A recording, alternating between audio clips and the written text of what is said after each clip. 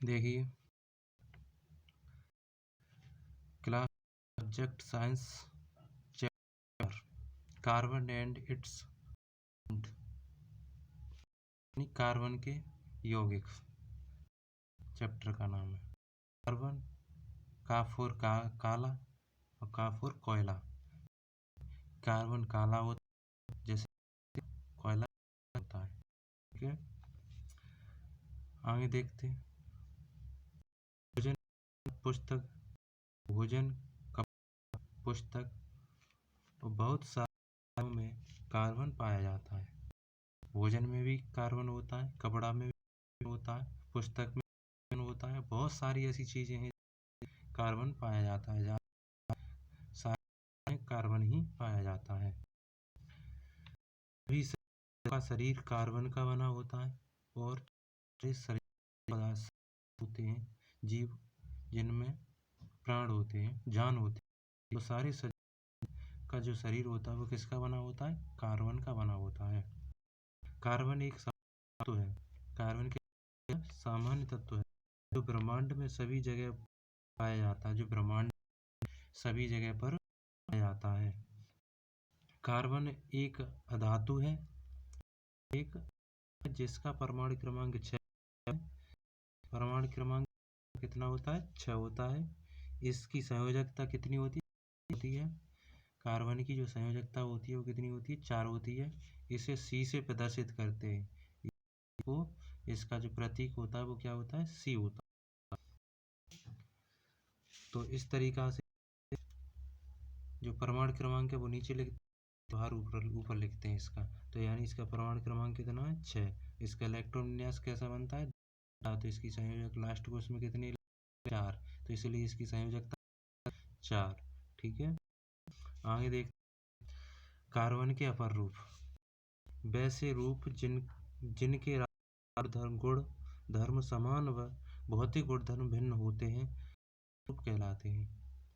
Carbon के अपर रूप मतलब ऐसे रूप जिनका रासायनिक गुणधर्म समान भौतिक भिन्न हो उन्हें हम अपर रूप कहते हैं।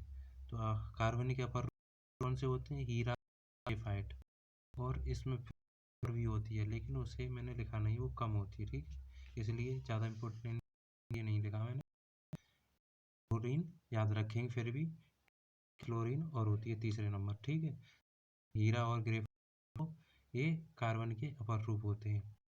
तो देखेंगे सबसे पहला हीरे के गुण। हीरा ताप विद्युत का कुचालक। हीरा जो होता है ताप और विद्युत कुचालक होता है। ताप और विद्युत नहीं चल सकते। हीरा पारदर्शी रंगहीन होता है। हीरा का कोई रंग नहीं होता है और वो हीरा जो होता है पारदर्शी है। हीरा सबसे बड़े, हीरा सबसे कठोर होता है। हीरा जो सबसे कठोर पदार्थ होता है, सबसे कठोर पदार्थ। हीरा का क्वथनांक 2.417 होता है। हीरा का अपवर्तनांक कितना होता है? 2.417 होता है। अब देखते हैं ग्रेफाइट के गुण। अगली हेडिंग है ग्रेफाइट के गुण। तो ग्रेफाइट के गुण, वैद्युत ग्रेफाइट वैद्युत का सुचालक होता है। ग्रेफाइट में विद्युत चल सकती है, इसलिए विद्युत का सुचालक होता है। जो ग्रेफाइट होता है वो कैसा होता है? विद्युत का सुचालक होता है। कागज पर रगड़ने से काला निशान बनता जाता है। ग्रेफाइट को कागज पर रगड़ेंगे तो उसमें काला निशान बनता जाता है, जिससे हम लिख पाते हैं हम, क्योंकि उस पर काला निशान बनता जाता है इसलिए। ठीक है, अगला पॉइंट है ग्रेफाइट से पेंसिल बनती है। जो पेंसिल होती है उसके अंदर जो काला पदार्थ होता है ना, उसी को हम ग्रेफाइट कहते हैं। तो ग्रेफाइट से पेंसिल बनती है। अब आगे देखेंगे कार्बन की उपस्थिति। कार्बन की उपस्थिति तो देखते हैं। कार्बन प्रकृति में स्वतंत्र अवस्था में पाया जाता है। जो कार्बन होता है वो प्रकृति में स्वतंत्र अवस्था में पाया जाता है। और स्वतंत्र अवस्था में मुख्य रूप से हीरा और ग्रेफाइट, जो अभी हाल ही में खोजा गया है। स्वतंत्र रूप से हीरा और ग्रेफाइट ये स्वतंत्र रूप से पाए जाते हैं और ये हाल ही में खोजे गए हैं। मतलब कुछ वर्ष पहले की बात है, ये खोजे गए कुछ वर्ष पहले ही खोजे गए, हीरा और ग्रेफाइट। ठीक है। अगला पॉइंट है कार्बन डाइऑक्साइड यानी CO2 जीवाश्म ईंधन और पेट्रोलियम लकड़ी आदि। कार्बन डाइऑक्साइड, जीवाश्म ईंधन, पेट्रोलियम लकड़ी आदि, ये सारे क्या हैं, कार्बन में उपस्थित होते हैं। इनमें सब में कार्बन उपस्थित होता है, यानी कार्बन डाइऑक्साइड में भी कार्बन उपस्थित होता है, जीवाश्म में भी ईंधन, जीवाश्म जो ईंधन होते हैं मृत शरीर पुराने दबे हुए वर्षों पहले के, उनमें भी कार्बन उपस्थित होता है, पेट्रोलियम में भी कार्बन उपस्थित होता है और लकड़ी में भी कार्बन उपस्थित होता है। ठीक है। नोट डालेंगे, नोट में देखते हैं। हीरा में वैद्युत नहीं चलती क्योंकि हीरे में मुक्त इलेक्ट्रॉन नहीं होते। हीरे में मुक्त इलेक्ट्रॉन नहीं होते, इसलिए इसमें लाइट नहीं चल सकती, हीरे में लाइट नहीं चलेगी। ठीक है, इसीलिए वैद्युत नहीं चलती। ग्रेफाइट में वैद्युत चलती है क्योंकि इसमें मुक्त इलेक्ट्रॉन होते हैं, क्योंकि इसमें ग्रेफाइट में मुक्त इलेक्ट्रॉन होते हैं, इसलिए इसमें वैद्युत चलती है। इसमें लाइट चल सकती है क्योंकि इसमें मतलब मुक्त इलेक्ट्रॉन होते हैं, इसमें मुक्त इलेक्ट्रॉन होते हैं। देखते हैं आगे, अगली हेडिंग है कार्बनिक यौगिक। कार्बनिक यौगिक रसायन विज्ञान की वह शाखा जिसके अंतर्गत तथा उसके यौगिकों का अध्ययन किया जाता है, कार्बनिक यौगिक कहलाती है। यानी रसायन विज्ञान की वह शाखा जिसके अंतर्गत उसके यौगिकों, कार्बन के यौगिकों का अध्ययन किया जाता है, उसे हम कार्बनिक यौगिक कहते हैं। ठीक है। कार्बनिक यौगिक के आधार, कार्बनिक यौगिक के प्रकार क्या होते हैं, अब देखते हैं कार्बनिक यौगिक के प्रकार। तो कार्बनिक यौगिक के प्रकार होते हैं, पहला प्रकार होता है number 1 hydrocarbon, number 2 alcohols, number 3 alcohols, number 3 alcohols, number 4 aldehyde, number 5 ketones, number 5 number 6 carboxyl अम्ल, कार्बोक्सिल अम्ल, नंबर 5 कार्बोक्सिल अम्ल। तो ध्यान से देखेंगे तो पहला क्या होता है हाइड्रोकार्बन, दूसरा क्या होता है हेलो एल्केन्स, हेलो एल्केन्स, तीसरा क्या होता है एल्कोहल्स, चौथा क्या होता है एल्डिहाइड, तीसरा क्या होता है कीटोन्स, तीसरा एल्कोहल्स, चौथा एल्डिहाइड, पांचवा कीटोन्स और छठवां कार्बोक्सिल अम्ल, कार्बोक्सिल अम्ल। ठीक है, कार्बोक्सिल अम्ल। अब इनके बारे में विस्तार से पढ़ते हैं। ठीक है, तो पहली हेडिंग डालते कार्बनिक हाइड्रोकार्बन, पहली हेडिंग बनाई का हाइड्रोकार्बन। हाइड्रोजन और कार्बन से बने यौगिक को हाइड्रोकार्बन कहते हैं। हाइड्रोकार्बन किसे कहते हैं, जो हाइड्रोजन और कार्बन से बने यौगिक को हम क्या कहते हैं हाइड्रोकार्बन। जैसे मैथेन HCH3 यानी ये कार्बन है, 4 हाइड्रोजन है। ऐसी करें एसिटिलीन, एसिटिलीन यानी 2 कार्बन है 2 हाइड्रोजन है, तो इसलिए ये क्या होगा, ये क्या होगा हाइड्रोकार्बन हुए, ये क्या हुए हाइड्रोकार्बन। ये 2 प्रकार के होते हैं हाइड्रोकार्बन। कितने प्रकार के होते हैं, हाइड्रोकार्बन जो होते हैं ना वो कितने प्रकार के होते हैं, हाइड्रोकार्बन 2 प्रकार के होते हैं। नंबर 1 हाइड्रोकार्बन कितने प्रकार के होते हैं, 2 प्रकार के होते हैं। नंबर 1 असंतृप्त हाइड्रोकार्बन, नंबर 1 असंतृप्त हाइड्रोकार्बन। असंतृप्त हाइड्रोकार्बन क्या होता है, वह हाइड्रोकार्बन जिसमें कार्बन व कार्बन के मध्य एकल बंध होते हैं, एकल बंध होते हैं, उन्हें संतृप्त हाइड्रोकार्बन कहते हैं। यानी पहला क्या है नियम, संतृप्त हाइड्रोकार्बन। पहला नंबर है कितने प्रकार के होते हैं, 2 प्रकार के। पहला नंबर है संतृप्त हाइड्रोकार्बन। तो संतृप्त हाइड्रोकार्बन यानी वह हाइड्रोकार्बन जिसमें कार्बन व कार्बन के मध्य एकल बंध होते हैं। कैसा एकल बंध, उदाहरण के लिए एल्केन, एल्केन माने मैथेन, मैथेन का मतलब कार्बन कार्बन के बीच में कितना एक बॉन्ड है, जी एक बॉन्ड है, इसलिए हम क्या कहेंगे इसे, इसे क्या कहेंगे संतृप्त हाइड्रोकार्बन। दूसरा नंबर आता है असंतृप्त हाइड्रोकार्बन। असंतृप्त हाइड्रोकार्बन क्या होता है, कार्बन का वह कार्बन व कार्बन के मध्य द्विबंध या त्रिबंध उपस्थित हो तो असंतृप्त हाइड्रोकार्बन कहलाता है। यानी कार्बन कार्बन के बंध मध्य द्विबंध या त्रिबंध उपस्थित होते हैं तो उसे हम क्या कहते हैं हाइड्रोकार्बन कहते हैं। जैसे एल्कीन, एल्कीन में ले लेते हैं एथिलीन, एथिलीन का है C2H4, यानी इसमें जो कार्बन कार्बन के मध्य कितने इलेक्ट्रॉन, कितने बॉन्ड हैं 2, तो इसको क्या कहेंगे, असंतृप्त हाइड्रोकार्बन। ऐसे ही एल्काइन एसिटिलीन ले ली, एसिटिलीन यानी C2H2, इनके कार्बन कार्बन के मध्य कितने बॉन्ड आएंगे, 3, तो इसको हम क्या कहेंगे, असंतृप्त हाइड्रोकार्बन। ठीक है, यानी जिनमें द्विबंध या त्रिबंध होते हैं उन्हें हम असंतृप्त हाइड्रोकार्बन कहते हैं। ठीक है, अब देखते हैं उपसर्ग। सेकंड उपसर्ग में क्या है, कार्बन चेन। कार्बन के अंदर कार्बन के बराबर चेन बन रही हो, एक चेन बनती चली, जैसे कार्बन एक बॉन्ड, दो बॉन्ड, तीन, दो बॉन्ड, एक बॉन्ड, एक बॉन्ड, दो बॉन्ड, एक बॉन्ड, ऐसे करके चेन सी बनती चली जा रही है, खत्म ही नहीं हो रहा है, मतलब चेन चलती जा रही, चेन की नहीं, इसलिए इसको हम क्या कहते हैं, कार्बन चेन कहते हैं। ठीक है, इसी तरीका से Na2, इसका मतलब ये होता है बंद नाम। क्या, बंद नाम। तो बंद नाम, इनके बंद नाम का मतलब ये है कि जैसे एक बंद है तो भाई हम बोलेंगे एन, किसका, एल्केन समूह का है, तो इसलिए भाई बोलेंगे पीछे तो एन लगा देंगे। ठीक है, और ऐसे ही करके दो बॉन्ड है तो इसमें ईन लगा देंगे, जिससे तीन बॉन्ड है इसमें आयन लगाएंगे। ठीक है, इसमें क्या लगाएंगे, आयन। जो एक बॉन्ड होता है वो एल्केन समूह होते हैं, जो दो बॉन्ड होते हैं वो एल्कीन समूह होते हैं, तीन बॉन्ड होते हैं वो एल्काइन समूह होते हैं। कौन से, एल्काइन समूह होते हैं। ठीक है, नंबर 1 कार्बन श्रृंखला।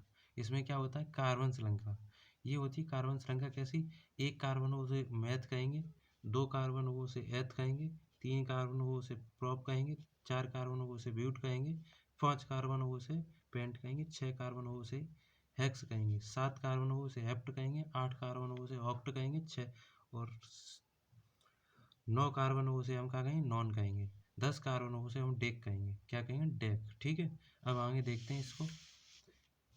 एल्केन एक बंद वाला, एल्कीन दो बंद वाला, एल्काइन तीन बंद वाला। ठीक है, उसका सूत्र क्या होता है, CN, एल्केन का सूत्र होता है CnH2n+2, CN, एल्केन का समूह क्या होता है, CnH2n+2, एल्कीन का समूह क्या होता है, CnH2n, और एल्काइन का समूह क्या होता है, 111 यानी CnH2n -2, यहाँ पर -2 है, क्या है, -2। ठीक है, अब देखते हैं आगे। जब ये सूत्र के अब यहाँ पर रख के एक एक मान देखते हैं, माना यहाँ n क्या है, श्रृंखलाओं की, कार्बन की श्रृंखलाओं की संख्या है, यानी कार्बन की संख्या है, कितने कार्बन, 1 2 3 4 5 6, कुछ भी रख सकते हैं। ठीक है, 10 तक रख के देख लेते हैं। देखो n बराबर 1, जब हम n बराबर 1 लेते हैं तो इस फॉर्मूला में रखेंगे C1H2 2 × 1, n की जगह 1 रख दो, +2, क्या बनेगा, CH4 बन गया। तो अब CH4 एक कार्बन के लिए क्या कहते हैं, मैथ, तो मैथ लिख दिया। और इसमें क्या है, एक बॉन्ड है, कौन सा, एल्केन है, एल्केन समूह में क्या होता है, एक बॉन्ड होता है, एक बॉन्ड होता है, तो इसलिए इसमें क्या लगाएंगे, एन, दोनों को मिला करके क्या बोलेंगे, मैथेन। ठीक है, इसी प्रकार जब n बराबर 2 लेंगे तो 2 रखेंगे इसी सूत्र में, n बराबर 2, H2, n की जगह पे 2 रखेंगे, 2 दूनी 4 और प्लस के 2, तो यानी क्या है, C2H6। तो इसको हम क्या कहेंगे, दो कार्बन के लिए क्या यूज करते हैं, एथ, तो एथ लिख दिया, प्लस सिंगल बॉन्ड है यानी एकल है, एल्केन है, एल्केन क्या होता है, एकल बॉन्ड के लिए हम क्या यूज करते हैं, एन, तो हम एथेन, क्या बनेगा, दोनों को मिक्सचर में क्या बोलेंगे, एथेन। ऐसे ही करके n बराबर 3 रखेंगे तो ये आ जाएगा C3H8। ठीक है, तो 3 कार्बन के लिए हम क्या बोलते हैं, प्रोप, तो प्रोप, और एक बॉन्ड है इसलिए n, तो दोनों को मिक्सचर में क्या कहेंगे, प्रोपेन। इसी तरीका से तुम 6 तक, एक n बराबर 4, n बराबर 5, n बराबर 6 तक तुम धीरे धीरे ज्ञात करना है। ठीक है, इसी प्रकार इसमें देखेंगे, एल्कीन समूह में n बराबर 1 रखेंगे, तो ये सूत्र है एल्कीन समूह का, तो इस सूत्र में रखेंगे n बराबर 1 2 n+1। ठीक है, दोनों का मल्टीप्लाई करेंगे तो कार्बन कितने हैं, एक, H कितनी है, 2। ठीक है, तो एक कार्बन के लिए क्या यूज करते हैं, मैथ। ठीक है, और डबल बॉन्ड है, किस समूह का, एल्कीन समूह का है, तो इसके डबल बॉन्ड है तो उसके लिए क्या यूज करते हैं, इन, डबल बॉन्ड के लिए क्या यूज करते हैं, इन। तो इसलिए हमने क्या लगा दिया, ईन लगा दिया। तो दोनों को मिक्सचर में अब क्या कहेंगे, मैथीन। ऐसे ही करके n बराबर 2 रखेंगे तो C2 और 2 दूनी 4 तो H4, C2H4। ठीक है, तब IUPAC नाम देंगे। 2 कार्बन के लिए क्या बोलते हैं, एथ। 2 कार्बन के लिए क्या बोलते हैं, एथ। और डबल बॉन्ड है, कैसा बॉन्ड है, डबल बॉन्ड है, तो इसलिए हम क्या लगा देंगे, इन। तो क्या बन जाएगा, एथीन। ठीक है, ऐसे ही करके तीसरा है। और ये 4 5 6 ये घर के लिए होमवर्क है, इसमें करेंगे, तुम सॉल्व करेंगे इसे, इसको आप निकालेंगे, सॉल्व करके इसको निकालेंगे। ठीक है, 4 3 यहाँ तक निकालेंगे आप। ठीक, ऐसे ही करके आप इधर देखेंगे इस वाले एल्काइन में n बराबर 1 लेंगे तो 1 रखेंगे और 2 × 1 और -2। ठीक है, 2 में से 2 गए तो क्या बचा, एक ही बचा, तो यानी C रहेगी, CH। तो CH है, तो ये CH को हम क्या कहेंगे, एक कार्बन के लिए क्या यूज करते हैं, मैथ। और जब ट्रिपल बॉन्ड है इसलिए क्या लगाएंगे, आयन। तो मैथ प्लस आयन दोनों को जोड़ेंगे तो क्या बन जाएगा, मैथाइन। क्या बन जाएगा, मैथाइन। ऐसे ही करके n बराबर 2 लेंगे तो n की जगह पे तो 2 रख दो, C2H2 गुणा 2 -2। तो 4 में से 2 गए, 2 बचे, 2 दूनी 4, 4 में 2 गए, 2 बचे, तो H कितनी बची, 2। तो इसको क्या IUPAC नाम देंगे। तो 2 कार्बन के लिए क्या बोलते हैं, एथ। और डबल बॉन्ड है इसलिए क्या कहेंगे, एथाइन। यानी आयन पीछे तो लगा देंगे तो मिक्सचर में दोनों को क्या बोलेंगे, एथ प्लस आयन बराबर एथाइन। ठीक है, इसी तरीक़ा से n बराबर 3, जब n बराबर 3 लेंगे तो C3 जो n की जगह पे कितना 3 रख देंगे, h की जगह पे H/2 × n की जगह 3 -2। तो 3 दूनी 6, 6 में 2 गए, 4 बचे, तो C3H4। तो जब IUPAC नाम क्या हो जाएगा, C3 के लिए 3 कार्बन होंगे, वह क्या बोलते हैं, 3 कार्बन के लिए prop plus ion, double bond है, डबल ट्रिपल बॉन्ड है, इसलिए इसमें क्या लगाएंगे, आयन। तो प्रोप प्लस आयन प्रोपाइन, क्या बनेगा, प्रोपाइन। ठीक है, इसी तरीक़ा से n बराबर 4, n बराबर 5, n बराबर 6 तक तो आप होमवर्क है तुम्हारे लिए, तुम खुद करेंगे। ठीक है, आगे देखते हैं चक्रीय हाइड्रोकार्बन। क्या देखेंगे, चक्रीय हाइड्रोकार्बन क्या होता है। तो चक्रीय हाइड्रोकार्बन को जिनमें कार्बन परमाणु रिंग के रूप में उपस्थित हों, ऐसे हाइड्रोकार्बन को चक्रीय हाइड्रोकार्बन कहते हैं। यह संतृप्त तथा असंतृप्त दोनों होते हैं। वे व्यंजीन रिंग असंतृप्त हाइड्रोकार्बन है। व्यंजीन रिंग कैसे होते हैं, असंतृप्त हाइड्रोकार्बन होते हैं। जैसे ये चेन बन रही है, देखो carbon carbon carbon carbon carbon. ठीक है, तो यहाँ से लेकर यहाँ तक, यहाँ से लेकर यहाँ तक, ये क्या बनी, गोलाकार चेन बनी, रिंग बन गई, एक चूड़ीदार रिंग बन गई। तो जो रिंग बनती है इसी को हम क्या कहते हैं, चक्रीय हाइड्रोकार्बन। इसको क्या बोलेंगे, चक्रीय हाइड्रोकार्बन। ठीक है, अब आगे देखते हैं, अगर चक्रीय हाइड्रोकार्बन है तो उसके लिए हम शुरू में क्या लगाए, साइक्लो। क्या लगाए, साइक्लो। तो देखिए इसमें IUPAC नाम जब इसको देंगे तो ये चक्रीय कार्बन है, यानी रिंग बन रही है, रिंग को हम क्या कहेंगे, साइक्लो। ठीक है, और कार्बन कितने, 1 2 3 4 5 6 कार्बन है, तो 6 के लिए क्या यूज करते हैं, हेक्स। और इसमें बॉन्ड कितने, 1 1, तो बाकी लिए क्या यूज करते हैं, एन। तो हेक्सेन हो गया, क्या हो गया, हेक्सेन है। तो पूरा नाम क्या हुआ, साइक्लो हेक्सेन। ठीक है, आगे देखते हैं क्रियात्मक समूह। क्रियात्मक समूह का मतलब ये होता है, क्रियात्मक समूह यानी या फिर प्रक्रियात्मक समूह, एक ही बात होती है। क्रियात्मक समूह या फिर प्रक्रियात्मक समूह, इसकी बात एक ही होती है, दोनों की बात क्या होती है, एक ही बात होती है, चाहे प्रक्रियात्मक समूह कह दो या फिर क्रियात्मक समूह कह दो। ठीक है, तो देखिए परमाणुओं का ऐसा समूह जो कार्बन यौगिक को अभिक्रियाशील बनाते हैं और उसे गुणधर्म को सुनिश्चित करते हैं, उसे क्रियात्मक समूह या प्रक्रियात्मक समूह कहते हैं। उसे क्रियात्मक समूह या प्रक्रियात्मक समूह कहते हैं। इन्हें हैलोजन तत्व भी कहते हैं। इन्हें क्या कहते हैं, हैलोजन तत्व भी कहते हैं। जैसे हैलोजन तत्व ये हैं, क्लोरीन Cl क्या बनते, क्लोरीन हो दिया हो अगर जो किसी भी यौगिक में, तो उसको IUPAC नाम देंगे, तो उसमें लगा देंगे क्लोरो पहले। ठीक है, Br दिया हो तो उसमें लगा देंगे ब्रोमो, I दिया हो तो हाइड्रो, F दिया हो तो फ्लोरो। ठीक है, IUPAC नाम में ये नाम आगे लगा देते हैं। ठीक है, अगर जो ये यौगिक कहीं पर भी यौगिक में ये दिए हों तो उदाहरण के लिए देखते हैं, जैसे ये दे दिया C2H2 और ट्रिपल बॉन्ड Cl, तो देखो Cl आ गई, ट्रिपल बॉन्ड है इसमें, तो इसको हम Cl के लिए क्या लगाएंगे, क्लोरो। ठीक है, अब 2 कार्बन के लिए एथ लगाते हैं और ट्रिपल बॉन्ड है इसलिए इन लगा देंगे, आयन लगा देंगे, तो क्या बन जाएगा, क्लोरो एथाइन। ठीक है, इसी तरीक़ा से इसमें देखो CH3 प्लस माइनस Cl, ठीक है, यानी बॉन्ड बॉन्ड Cl, तो IUPAC यहाँ निकालेंगे तो Cl के लिए क्लोरो लगाते हैं, Cl के लिए क्लोरो लगा दी, एक कार्बन है इसलिए मैथ, और से एक बॉन्ड है इसलिए N, तो क्या है, मैथेन, तो क्लोरो मैथेन, पूरा नाम क्या होगा, क्लोरो मैथेन।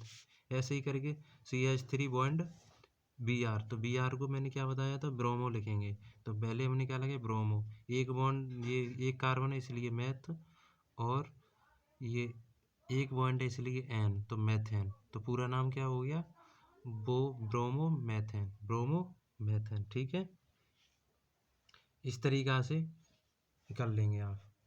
ये दिए हैं 2 पॉइंट हैं, इनको आप ज्ञात कर लेना। ठीक है, इन्हें आप तुम लोग ज्ञात करना। ठीक है, ये मान लो तुम्हारे लिए होमवर्क है।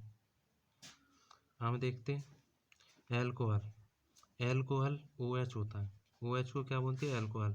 जब OH अल्कोहल किसी भी यौगिक में OH लगा हो तो वहाँ पर पीछे क्या लगा देते हैं, ऑल लगा देते हैं, क्या लगा देते हैं, ऑल। ठीक है, IUPAC नाम ज्ञात करेंगे तो ऑल का OH दी हो तो उसमें पीछे क्या लगाएंगे, ऑल।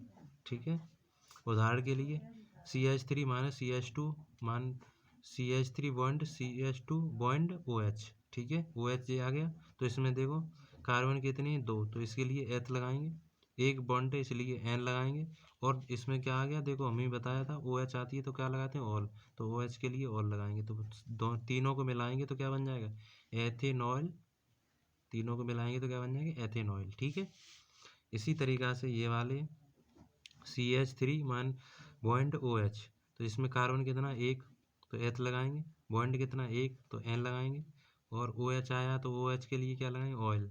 ठीक है, तो तीनों को मिलाएंगे तो क्या बनेगा, एथेनॉल, क्या बन जाएगा, मैथेनॉल, क्या बन जाएगा, मैथेनॉल। इसी तरीक़ा से इसमें CH3 मान बॉन्ड CH3 OH। ठीक है, OH। ठीक है, तो इसमें देखेंगे OH इसमें लगाया ना, तो यानी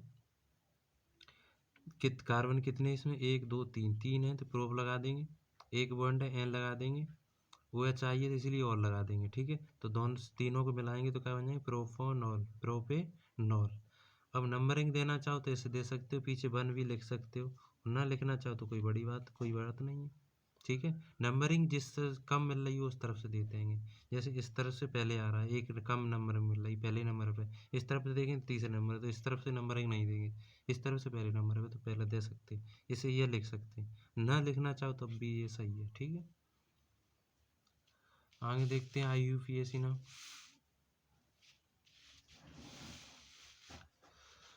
अब आप लोग N बराबर इन अड़सूत एल्कीन एल्काइन में रख करके OH लगाएंगे, OH लगा करके आप 1 2 3 4 5 6 तक अपने प्रत्येक के OH लगा करके मान निकालने होंगे, IUPAC नाम लिखने होंगे। ठीक है, ये तुम्हारा होमवर्क है। ठीक है, क्या है, होमवर्क है।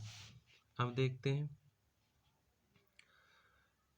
साबुन, क्या देखते हैं, साबुन क्या होता है, साबुन लंबी श्रृंखला वाले कार्बोक्सिलिक अम्ल होते हैं, लंबी श्रृंखला वाले कार्बोक्सिलिक अम्ल होते हैं, जिसमें अम्लों के सोडियम व पोटेशियम लवण होते हैं, जिसमें सोडियम और पोटेशियम लवण होते हैं। कैसे होते हैं, सोडियम और पोटेशियम।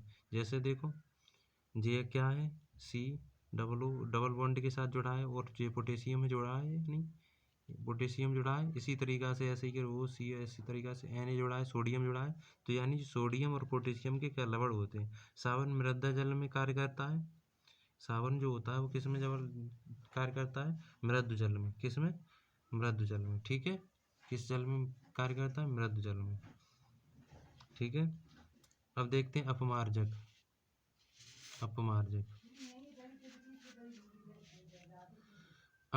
देखते हैं। अपमार्जक यह लंबी श्रृंखला वाले कार्बोक्सिलिक अम्ल होते हैं, जिसमें अम्लों के सल्फेट या अमोनिया लवण होते हैं। इसमें सल्फेट या अमोनिया लवण होते हैं। जैसे कि ये देखो NH4Cl, ये क्या है? अमोनिया है। और FeSO4 जी क्या है? सल्फेट है। तो यानी जो इनमें जो होते हैं सल्फेट और अमोनिया के लवण होते हैं, ये वो क्या कहलाते हैं? अपवार्जक कहलाते हैं। अपमार्जक मृदु जल व कठोर जल में दोनों में कार्य करते हैं। ये कैसे? दोनों में कार्य करते हैं। मृदु जल हो तब भी ये कार्य करेंगे, और तुम्हारा ये कठोर जल हो तब भी कार्य करेंगे। ठीक है। तो ये साबुन जो होते हैं वो अच्छी चीज़ों से बने हुए होते हैं। अच्छे सोडियम व पोटेशियम लवण होते हैं, क्योंकि ये त्वचा हम लोग अपनी शरीर में लगाते हैं, यानी तो त्वचा को नष्ट न करें, यानी त्वचा को खराब ना करें, इसलिए ये अच्छे लवण होते हैं। अपमार्जक होते हैं जी थर्ड क्वालिटी के लवण होते हैं। कैसे के? थर्ड क्वालिटी के, यानी सल्फेट अमोनिया लवण होते हैं, क्योंकि ये तो त्वचा पे लगा ही नहीं जाते। ये तो साबुन ये कपड़ों पर लगाए जाते हैं। जब कपड़ों पर लगाए जाते हैं तो कपड़ों तो समझते हो, उन पे तो कोई फिर इफेक्ट पड़ेगा नहीं, उसमें तो मैल निकालने के लिए लगाए जाते हैं, इसलिए भी थर्ड क्वालिटी के लवण होते हैं। ये फर्स्ट क्वालिटी के लवण होते हैं। ठीक है। आप जानना चाहोगे तुम लोग कि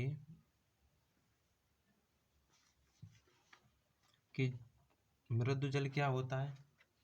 मृदु जल क्या होता है?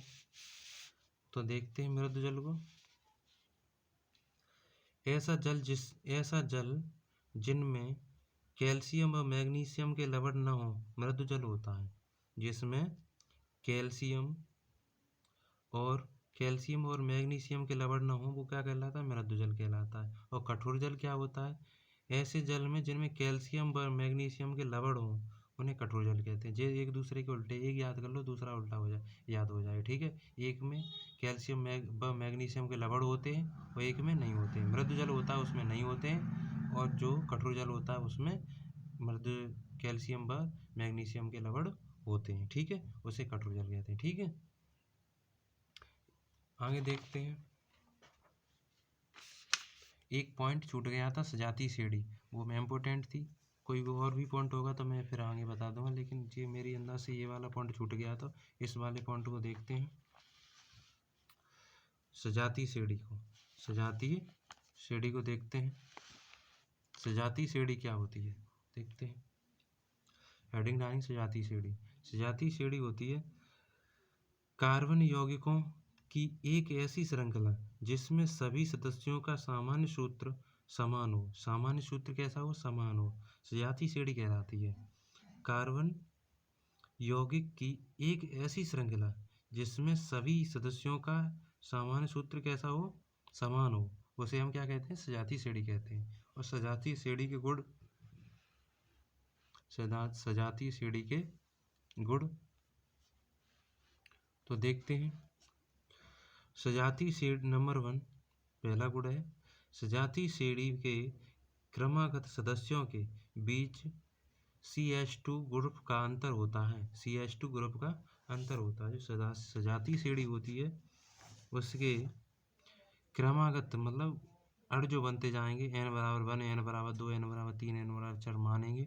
उसके बाद में उसमें मान जब रखेंगे तो जो उनमें ग्रुप में अंतर आएगा वो कितना आएगा?